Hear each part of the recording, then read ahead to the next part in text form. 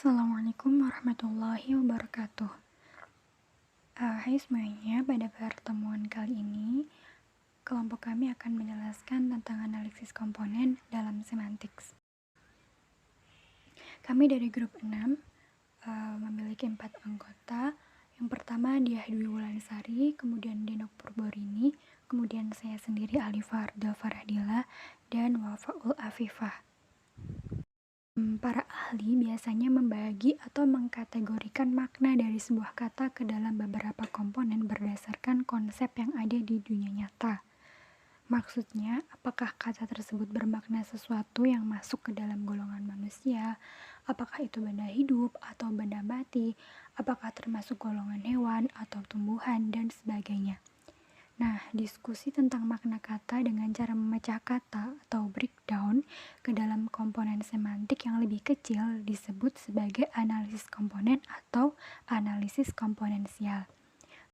Menurut Khair, analisis ini mengandaikan setiap unsur leksikal memiliki atau tidak memiliki suatu ciri yang membedakannya dengan unsur lain. Nah, berikut ada contoh dari analisis komponen supaya dapat dipahami dengan lebih baik. Jadi, konsep analisis dua-dua ini umumnya disebut dengan analisis biner. Yang memiliki ciri seperti yang tadi sudah disebutkan akan diberi tanda plus, dan yang tidak memiliki ciri akan diberi tanda minus atau negatif. Pada analisis komponen, contoh analisis komponen yang terdapat dalam yang ada pada kata-kata yang berhubungan dengan furniture, ada kata chair yang artinya kursi.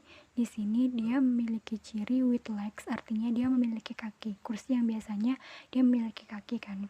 Kemudian untuk sofa dia juga memiliki kaki pada umumnya. Kemudian beanbag, beanbag sendiri di sini adalah jenis kursi yang dia tidak memiliki kaki.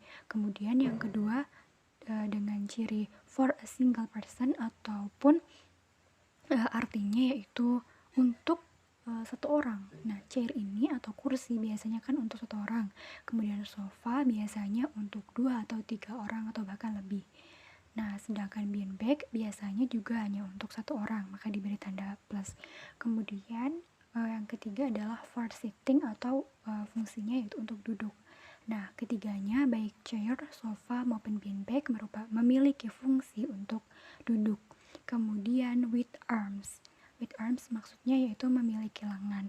Nah, chair di sini umumnya tidak memiliki lengan ya. Kemudian sofa umumnya memiliki lengan kursi. Kemudian beanbag umumnya juga tidak memiliki lengan. Kemudian ciri berikutnya yaitu rigid. Rigid maksudnya kaku atau keras. Nah, di sini chair juga biasanya kaku atau keras, sedangkan sofa biasanya juga kaku. Nah, beanbag ini lebih ke fleksibel ataupun tidak kaku, jadi dia diberi tanda minus atau negatif. Polisemi dan monosemi. Polisemios atau dalam bahasa Yunani bermakna banyak arti, merupakan pembagian polisemi dan makna kata yang dianalisis. Kata-kata yang memiliki beberapa pengertian yang berbeda konstruksi, serta kata-kata bisa menjadi polisemios. Kalimat polisemi adalah kata-kata yang memiliki makna atau arti lebih dari satu karena adanya banyak komponen konsep dalam pemaknaan suatu kata. Seperti satu kata yaitu kepala yang dapat diartikan bermacam-macam, meskipun arti utama kepala adalah bagian tubuh manusia yang berada di atas leher. Akan tetapi, kepala bisa juga diartikan sebagai pemimpin suatu instansi atau lembaga. Kemudian yang selanjutnya yaitu monosemi, lawan dari polisemi lawan polisemi. Dalam monosemi atau dalam bahasa Yunani yang berarti makna tunggal, sebuah kata adalah monosemius jika hanya memiliki satu makna kata. Seperti orrery dalam bahasa Inggris hanya memiliki satu makna, yaitu model jarum jam tata surya. Kata monoseum mungkin seringkali bersifat umum atas berbagai bacaan yang berbeda. Jadi monosemi adalah lawan dari polisemi. Jika polisemi adalah kata-kata yang memiliki makna atau arti lebih dari satu, maka monosemi adalah kata-kata yang hanya memiliki satu arti atau satu makna. Seperti itu.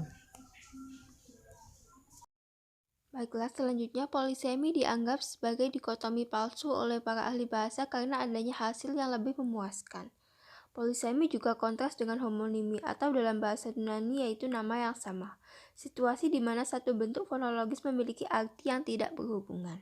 Example, dalam pronoun bahasa Inggris wave dieja wave atau wife tergantung artinya. Example, A is a crazy theory but I'll buy it. B, he gave them one last chance. Untuk lebih jelasnya, homonim dan polisemi sebenarnya sering dianggap sama, tapi benarkah begitu? Kedua istilah itu sebenarnya mempunyai perbedaan. Homonim merupakan kata yang sama lafal dan ejaannya, tetapi berbeda maknanya karena berasal dari sumber yang berlainan. Sedangkan polisemi merupakan bentuk bahasa atau kata, frasa, dan sebagainya yang mempunyai makna lebih dari satu. Makna lebih dari satu tersebut terjadi karena adanya beberapa konsep dalam pemaknaan suatu kata. Misalnya, kata akar bermakna satu, bagaimana bagian tumbuhan yang biasanya tertanam dalam tanah sebagai penguat dan pengisap air serta zat makanan. 2. Asal mula pokok pangkal yang menjadi sebab kiasan. 3. Unsur yang menjadi dasar pembentukan kata.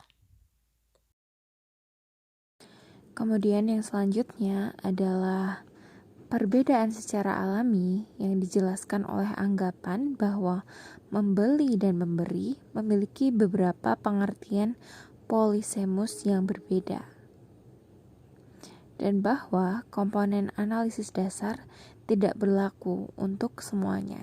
Jadi, dalam kedua kata tersebut memiliki perbedaan, dan tentunya analisis dasarnya tidak seolah-olah bisa berlaku untuk penerapan kedua kata tersebut.